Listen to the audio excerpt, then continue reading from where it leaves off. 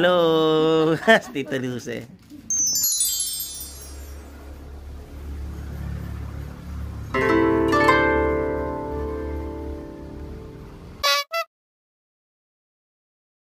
Ayan, nakataas na sila mismo ng kwarto.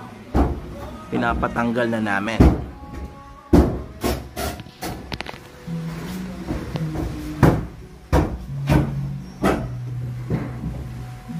Pero sa pa rin ang tulog ni Frederick. Okay, start of day 3. So, syempre we didn't want na walang progress. So, pinapatanggal na namin ng bubong ng kwarto, ng dalawang kwarto, tsaka yung aming laundry area.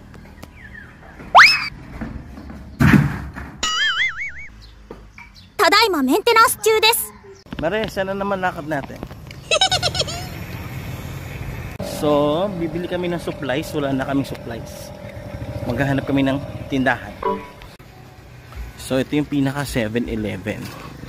Ito sa probinsya. Alphamart. Hey, Alphamart it is. Wow! Laki pala ng Alphamart here. Supplies. Access. Wala na ring bubong ang extension ng kusina. Napatawag kay Ate Doreen kasi wala pa rin bubong. Kainis. Oh, ayun kasi Eric. Hindi huwag kayong magtrabaho.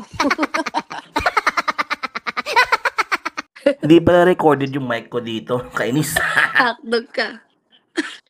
Okay, bye. Mag-practice na ng TikTok. Nasayang na naman ng isang araw. Naku.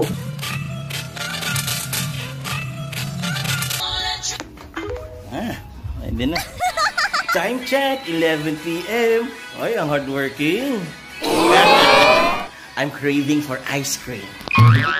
Where's my cornetto? Oh, there you go. God. Cornetto. I want to try this. Oh, no, not you. Yung bagong flavor ako eh. Nakikita eh. We bought it in Alphamart. From Alphamart. Yung flavor. Ay, fucking shit. Ay, sorry sa mura. Ay, oh my God. Bakit naman nasa pinakadulo?